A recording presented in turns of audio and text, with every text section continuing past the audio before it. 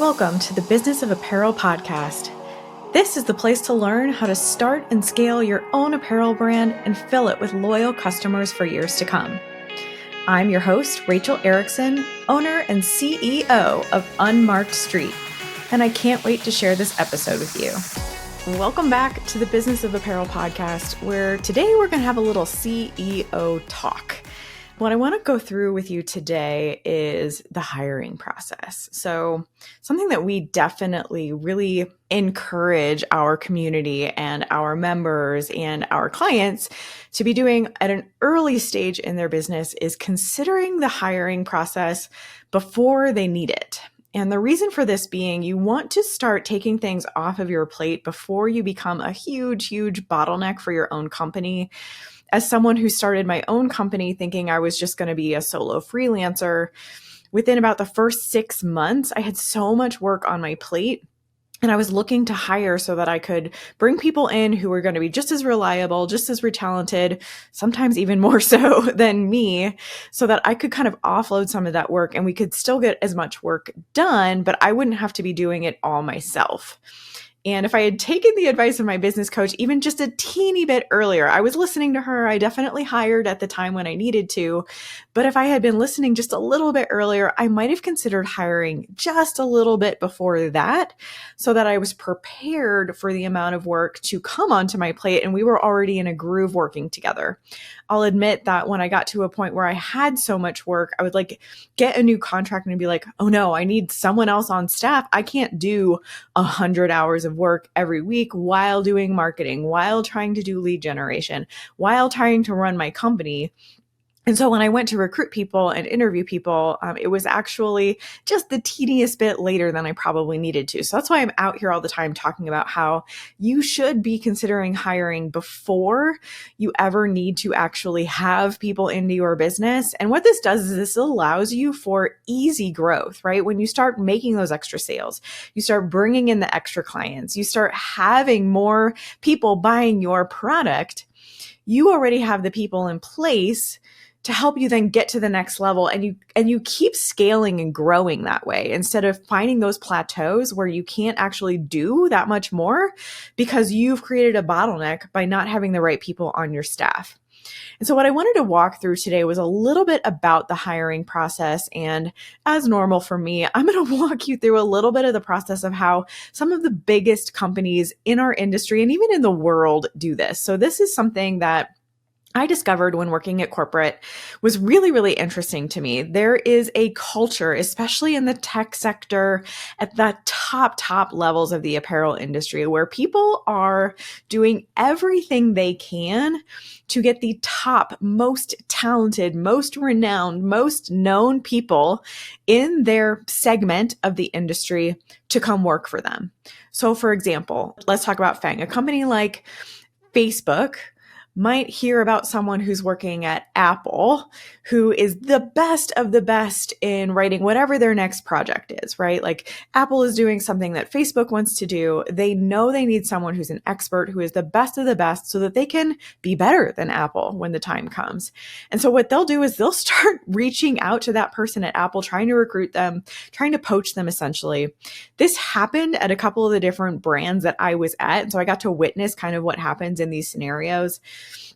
Pulling people from competitor brands can be really tough, especially in the apparel industry. I know I've talked about this before, where when you're going to a competitor, a lot of the times your apparel brand, your parent company will literally walk you out the door because they don't want you to have another moment, another day, another hour taking their information that you can then pull and take to your competitor, right? They want you to not have all the information. They don't want you to have the chance to copy all the files that are on your desktop or anything like that. They don't want you to learn even a day's more of what they're working on.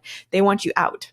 And so because of this, there are a lot of anti-compete clauses. And there are a lot of contracts that get signed, especially if you're a really high-level employee that says, even if you leave us, you can't go to a competitor for X amount of months or even X amount of years.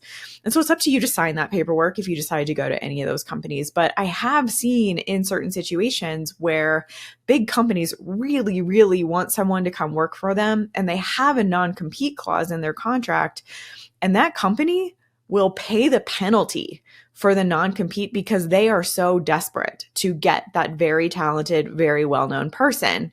And so there is a lot going on in these HR departments and at the C-suite level, trying to make sure that people are getting the people that they want inside their company. And I call this process collecting snowflakes. It's collecting the people that are at the top of the talent pool. It's collecting these unicorns. It's collecting these snowflakes, these super unique people who have these top talents in the industry to come work for your company. And so I want to kind of relay that to you because what I tend to see with startups and with some of our members and with some of our clients is that they're constantly racing to the bottom when it comes to the hiring process. And if I had done that, if I didn't know about this corporate culture of really looking for the best of the best, I might have done the same, right? Like you're kind of pinching pennies, you're on a budget. You know, I hear about so many people going to look for like virtual assistants for $7 an hour. And at the end of the day, you really need to ask yourself, is that $7 an hour person the most qualified, most talented person who is really going to bring the best work into your company at $7 an hour? Or should you hire someone at $25 an hour or even $50 an hour to come in and do really high quality work for you? You can rely on them. You know that when you're taking it off of your plate, you're actually handing it off to someone then who is better at this than you. They can take a better stab at this work. They can do it better than you. They can execute it better than you. They are more knowledgeable about this area than you are. So when you bring in someone like that, it reaps the rewards tenfold because you're not bringing someone in that you then have to train. You have to teach on something that maybe you're not an expert in. Like if I had hired a marketing person who wasn't at a more expert level than me, I would have been teaching them the nothingness that I knew about marketing at the time. Like I've learned a lot over the years and I've worked with several different amazing marketing people. So I continue to learn from them and I continue to grow and I continue to take classes and I continue to do as much as I can in learning about marketing. But at the time, I was like in my infancy of learning about this stuff. And if I had brought someone on who didn't know what they were doing, who could help teach me what I needed to be doing for my company, it would have been such a mess because I wouldn't have known how to guide them. I wouldn't have even known how to gauge if they were doing a good job. And so we end up paying this maybe $7 an hour or something really low for a really low quality of work. And now I'm not saying that everyone who charges $7 an hour is a bad employee. That's definitely not true. But you do tend to get what you pay for. And so that's just something I want you to consider as you are hiring for your brand, that it might not be the best to race to the bottom and try to just pay the least amount for somebody. It could be much more helpful for you to take some of this advice. Maybe you're not poaching like the top talent from the industry, but maybe you're also not paying for the cheapest service or the cheapest help because you want someone to be able to come in and do a good job for you, right? You don't want to be hiring and firing all the time. We'll talk about firing in a future episode. There is a lot that I can lend in the way there too. But let's talk a little bit more about hiring today and how you can put yourself out there to find great candidates for the roles that you want to fill. Now, as the CEO of your company, it's really important for you to identify, number one, what are the things that you love to do? You don't really need or maybe even want to hire people to take the things that you love to do off of your plate, right? Those are the things, if you love to do them, you're probably very passionate about it. You're probably pretty good at that stuff. And if you're doing things that you love every single day, you're going to continue to keep your passion and your intensity about your business high. So what you want to do is nominate those things that you want to keep on your plate, right? Like what are the things that you love? What are the things that only you can do? Gay Hendricks in his book, The Big Leap, calls this your zone of genius. What is your zone of genius that only you can do? Only you can bring this level of expertise to something in your company. And for a lot of CEOs, that's just being the visionary for your company. It's having the big picture. It's knowing where we're going as a company. It's being able to communicate that down to your entire staff so that they're all working toward the same goals as you. And that's okay. That is a great role for a CEO, especially if you can be clear about that. But usually as startups and as emerging brands, we need to also take on additional things as we are starting our brands. We can't just offload everything to everybody else and step straight into that visionary role. That's what we want you to be working toward, trust me. And here at the Business of Apparel, that's what we help you do inside the board is step into that visionary CEO role. But as you're starting out and you're starting to hire people, one thing that I really recommend is writing a really solid job description for the roles that you do then want to fill. What are the things you want to take off your plate? What are the things that as you're doing them, like you just feel icky inside? You don't want to do this anymore. For me, I'm not going to lie, like when I have to measure samples for our clients, it just feels like time is passing at the slowest freaking rate. Like I'm really good at measuring samples. I have done it for 25 years. I can measure samples probably faster than anybody. But I've been measuring samples ad nauseum for 25 years. And I'm kind of done doing it. There was a phase in my career, in my corporate career, where I moved into a management role and then I moved into a product management role. So not just a development management role, but then a product management role, which had nothing to do even with tech packs and measuring. I was doing more line planning and revenue planning and numbers and forecasts and all of that good stuff. And so because of that time, I kind of got a break from having to measure samples. When I have to go back and do it now, like I will do it if it's needed, but it's not the thing that brings me the most joy because I feel like I've spent my hours doing that. I feel like it is something that it just doesn't bring me joy anymore to sit around and measure samples. So when you see me online measuring samples, know that there's probably just a little piece of me that's like, I wish I could be looking at numbers, or I wish I could be doing something at a higher level for my brand. And trust me, there are going to be moments when, as the CEO, you will need to step in and help cover on some of the stuff that you don't love to do every single day. But one of the first people that I wanted to hire was someone who wants to come in and loves measuring samples. Like imagine taking something off of your plate that you're not totally in love with doing anymore, and then handing it off to somebody who is like joyous about it. Like they're excited to be measuring samples and building tech packs and doing sketches and those kinds of things. Those kinds of things can then easily come off your plate because now not only are you pulling that stuff off of your plate, you're giving yourself more time, but you're giving someone else a job that they love. And I want that to set in for a second because that is such a big mission for me here at Unmarked Street in the Business of Apparel, is to find people who have been stuck in roles, maybe at corporate, that they didn't love doing. They really wanted to get out of their jobs. I can now offer them a role that includes everything about their job that they love doing. They are so passionate about coming and doing this work for our clients because it encompasses the pieces of the job that make them happy. Are you sick of being stuck on the sidelines of the apparel industry and you just want to be put in the game? Then join our 100% free workshop, Secrets Behind Billion-Dollar Apparel Brands, and learn the strategies, tactics, and secrets used by the most successful companies in the world. We'll cover everything from setting your brand standards to big brand line planning and executive level processes. In this workshop, you're going to learn how to name your target customer, rationalize your line, calculate product margins, roll up your revenue, and see potential profits while figuring out how to build a unique calendar for your brand. You're going to learn that and so much more. Are you ready to take your apparel business to the next level? Sign up today and use code PODCAST for a 10% discount on the full Business of Apparel online course or any of our mini courses after the workshop. Visit www.thebusinessofapparel.com/secrets to register. Don't miss out.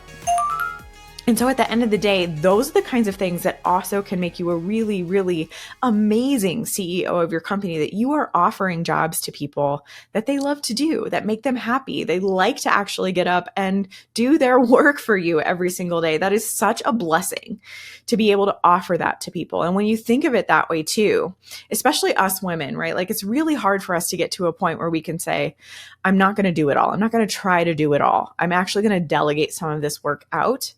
What you need to understand is that you're offering an opportunity to somebody that they're choosing to do. They want to come in, they want to do this work. The fact that you're paying them to do this work is bonus at the end of the day. And so when you think about it like that, this can be a very loving and a very caring and a very empathetic way to be a CEO and a leader of your company. You don't have to keep doing it all. Think about how you can make someone else's life better by hiring them and taking this work off your plate. It's a win-win situation when you think about it that way. I was talking to someone the other day who said, I just always feel so bad thinking about I don't have time to clean my house anymore. And every time I have to do it, I hate it. And she told me, she's like, but I don't want to have to hire a cleaner. I just feel like such a bad wife and a bad mom that I don't have time or I don't have the energy to clean my own house. And I said, yeah, but think about that person who has a cleaning service. If you go to hire her and to come clean your house, you've given her business. You've helped her pay her bills. You've helped her grow what she decided to do with her life and her money and her time. Why should you feel guilty about that? That is a great way to pass on the success that you've been having as a business owner. Take something off your plate and give someone else the opportunity to grow their own endeavor. That is such a beautiful way to look at it. And so if you can think of it that way, number one, hiring becomes really, really fun because you're giving people the opportunity to step into a role that is going to make them happier than maybe any other job they've ever had in their life. So what you want to do is you want to put together a really clear job description of the things that you want to take off your plate. You're looking for an ideal candidate to come in who loves to do this work. Someone who's within your budget. Now set a realistic budget. For example, you want to do some research on salary.com or you can go to indeed.com. There are definitely some resources out there for you. Glassdoor is another place that you can go to and check out what the current rates are to be paying people in your industry for the role that you want to fill. And then you need to decide if you want to bring in someone who's at a junior level. If you're hiring someone at a junior level, you probably need to understand that you are going to be training them a little bit. So if you're hiring someone to come in and do, let's say, tech pack work for you, and you're hiring them at a junior level, you better know how to build really good tech packs because you're going to have to train them on how to do it properly. And you're going to have to check their work until you feel like you can trust them to go work on their own. Now you can hire a mid-level employee. This will be a little bit more budget, but they will be a little bit more autonomous. Or you can hire someone at the senior level. And this is what I really like to do when it comes to marketing for my company. I really like to hire people who are experts in marketing. So I pay a lot of money for my marketing team because I need them to come in. I don't have the ability to train them. They're better at it than me. And I need them to execute at a really high level. I don't just need someone to come in and create social media content for me. I need someone to come in and create a marketing strategy and then spread that out to all the different places that we want to be when it comes to marketing, right? There's different social media channels. I'm talking about my website. I'm talking about the blog. I'm talking about how we're going to be doing public relations and how do we get our name out into the world. That is not someone who is a junior level or a mid-level employee. That is someone who's been doing this, who understands the ropes, who is more at a senior level. And so if that's what you need inside your company too, you need to be considering that inside your budget and can you afford to bring someone in at that level? Once you have all those decisions made and you have your job description written and you know what salary or what hourly rate you are going to be offering, then it's time to post your job. And I really like to post jobs still on LinkedIn. That tends to be a good place, especially if you pay for the ads part. I'm not usually an advocate for paying for some of these services. You can get really good organic reach on LinkedIn. And I have in the past. I've gotten really good organic reach. And it kind of depends on the time, right? The algorithms on a lot of these social media platforms sometimes are dependent on you putting a little bit of money in, which is very, very annoying, but that can be the case sometimes. So if you want to get good candidates, you just kind of need to do a little bit of research on what phase of the world we're in today and what the algorithm is asking you to do. But I really like to post on LinkedIn. You can post on Indeed. You can reach out to your network. That is a great way to get good candidates. If you ever met somebody in the past or worked with somebody in the past who you think could be perfect for the role, reach out to them directly. Ask them what they're up to. See if they'd be interested in, even if it's just a side hustle for a little while. Would you be interested in coming to help me at my business for a few hours a week? I'll pay you X amount of dollars. Those can be great ways to start bringing people into your company. What I really recommend if you have the ability and the time, and if again, you have the ability to kind of understand the level of work that you want people to be delivering to you, I recommend that you ask, okay, wait, let's take a step back here. After you start to get candidates, you're going to get people who are, raising their hand to say, I'm interested in this role. You're going to want to set up some initial interviews. And these can be pretty short, like 15 to 20 minute conversations. I like to get on like a Zoom call so I can see them face to face. A few things that I'm honestly looking for when I set up these initial interviews. I'm looking for, are you on time? Were you prepared for the interview? A lot of people say this about that first interview that you're going to all the time is like, are you a real human? And are you able to do the job? And a lot of times it's a personality match too, especially for me and my own company. Like we don't have a ton of people on staff. We have maybe only 10 people who actually work here at the Business of Apparel and on Mark Street. And so for me to be able to connect with those people personally and feel like we're going to be a good match to work together is very, very important. And so I'm kind of looking for those types of things in that first call. Like, do we have synergy? Can you do this role? Do you have a history of doing this role? Talking through some of those more generic upfront things. And then you want to move them on. If you liked that person, you want to move them on to a second level where you probably want to have a little bit more of a technical interview, where you want to ask them a lot more questions about their experience. And in that interview, what I usually recommend, so between interview 1 and interview 2, now you shouldn't be doing a ton of interviews. If you're the type of company who wants to have 5 interviews with people, shame on you, because that is wasting so many people's time. You're only going to hire one person for this role. Putting so many different people through 5 rounds of interviews is just dragging them along in a process that is giving them hope. That is just, it's not fair to people. I really say 3 interviews max. And that's only if you are really, really struggling to figure out who the right person is for the role. Ideally, you want to have them in 2 interviews, and between interview 1, where you can kind of jive and see if you mesh really well with this person, send them a proposal for a project. Ask them to do a tech pack for you. Ask them to put a marketing campaign for you. Ask them to do whatever it is that you're going to be asking them to do in the job so you can see what their level of work is and pay them for it. I'm going to say that again. Pay them for the project. Do not ask people to do a free project for you as an interview round. That is so unethical. I'm going to just put that out there right now. Don't do that. Pay them you can just offer them a really basic hourly rate. You can offer them $50 to do the project. You can offer them $50 an hour to do the project and tell them it shouldn't take you any more than 2 hours to do this project. If it takes you more than 2 hours to do this project, this is not a good match for us. You can say that. You can absolutely say that to them, but show your level of dedication to them by saying look, this is still an interview round. I don't 100% know that I'm going to hire you. So because I'm asking you to do work for me, I am going to pay you for it. That's how we have always done interviews here at Unmarked Street in the Business of Apparel. We have never asked anybody to do a project for us that wasn't a paid project. And so because of that, ask them to do something that you need done. It's super simple. When I was hiring Jessica has been an amazing, amazing lead product developer for me here at Unmarked Street for years now. When I hired her, I asked her to do a tech pack for me so that I could see her style of tech pack. And it was a tech pack that I needed done for a client. So I paid her to do that work. And then I got client work done at the same time. And then at the end of the day, I saw how beautiful her tech packs were. They were amazing. It was something to the level that was me or above. And so I hired her. I did have a couple other people build tech packs though, and they were still other client tech packs. I needed that work done. I paid them to do it. And they might not have made the cut because something in their tech pack maybe wasn't at the level that Jessica's was, but we got the work done. They got paid for it. I wasn't trying to screw anybody over. And so essentially they did a little bit of freelance work on the side for me. Once you have a project in that technical interview, so in that second interview, when you're asking them a lot more questions about their experience, how they work, what kind of software they know how to use, all of that kind of stuff, evaluate and go over the project with them. Tell them what you liked about it, maybe what you would prefer to see different. Go through all of that stuff with them so that they can also gauge what your type of feedback is like. This is not just an interview where you are interviewing them. They are also checking to see if they want to come work with you. So understanding your communication style, understanding how maybe picky you are about the work that you want done is something very good for them to understand at this stage.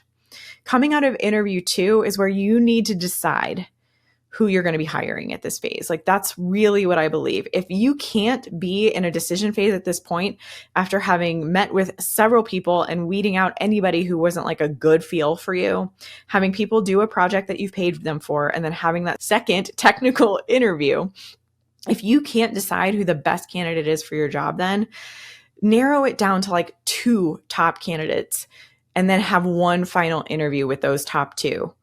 Maybe even letting them know, like, your top 2, this is what I can't decide. Honestly, when I got to my top 2, instead of having a third round of interviews, I just hired them both. I brought them both on. And so that's how actually I was working with both Jen and Jessica at the beginning of my company, because when I got to the final interview round, I didn't want to just put them through another round and hire one. I hired both. And so we ended up splitting up work between the 2 of them. And that's how that ended up working for me. So instead of like Jen getting all the hours or Jessica getting all the hours, they both got half. They both came on into the company as part-time contractors. And that's how we started. That's how I started hiring for my company. At that point, once you have people on, you need to onboard them. You need to make sure that they understand where all your files are stored, what all of your values are, what are we working toward, what are our goals. You need to onboard them in a way so that they understand what's going on at the company. You need to make sure that you get all the right paperwork done. If they're going to be contractors, you need them to be filling out their W-9 forms so that you can be paying them and getting their 1099s to them in their tax season next year. You need to be filling out any direct deposit information so that you can be paying them on time. If you are looking for a payroll app, I always recommend Gusto. Gusto is 100% the app that I recommend to everybody. I have heard so many nightmares about people trying to pay payroll through anything other than Gusto and absolutely hating it. And for some reason, I don't know why everybody doesn't just switch to Gusto. So huge shout out to Gusto here. I'm happy to talk to you about it if you want to learn a little bit more about Gusto. Get them all set up and then get them into your company. Get them to start working. This is the time for you to start taking stuff off of your plate. Onboarding a new team member will take time. It will take time to just kind of get them up to speed on things. They might be taking work off of your plate right away, but it will take a little bit of your time to get into a groove with these new team members being in your company. And so you want to account for that too. Something that I've definitely learned is that hiring more than one person at a time can be really hard on my schedule. It can be really hard on me because I'm not just trying to onboard one person to come in and help them understand everything that they need to know. I'm doing 2 or 3 people at the same time, and that can be really, really time consuming. It can be a little bit tough. It can be a little bit chaotic. So especially as you start out, hiring one person at a time can be a very smart way to go. If you have any questions on hiring and you would like to put them in the YouTube comments below, if you're watching here on YouTube, please do. You can also always reach out to us by sending us an email at hello@unmarkedstreet.com. We would be happy to answer your questions. If you are looking to hire, do it before you think you need to. Just go for it, because taking stuff off of your plate and bringing people in who can do that work and then feeling like you can grow easily because now you've got not just you, but you've got other team members who can help you do that work is so crucial for the ability for your company to grow and scale. Thank you so much for joining me today on the Business of Apparel podcast. If you liked this episode and you think someone else could benefit from it, please share it with them. Thank you so much for being here with me today. I'll see you next week. Thank you so much for listening to the Business of Apparel podcast. I would so appreciate hearing your thoughts on the show. And if you know someone who could benefit from it, please share it with them. My biggest desire is to help other apparel professionals understand the nuances of our industry so we can all work toward making better product for a better world. If you would like to connect further, I'd love to invite you to send me a message through my website, thebusinessofapparel.com, where I do weekly trainings through my YouTube video channel, a weekly newsletter, blog articles, and so many more resources to help you start and scale a profitable apparel brand. This podcast is produced by Box 7 Media, who I cannot speak highly enough of. If you're looking to start your own podcast, you can reach out to Jeremy at Box 7 Media on LinkedIn anytime.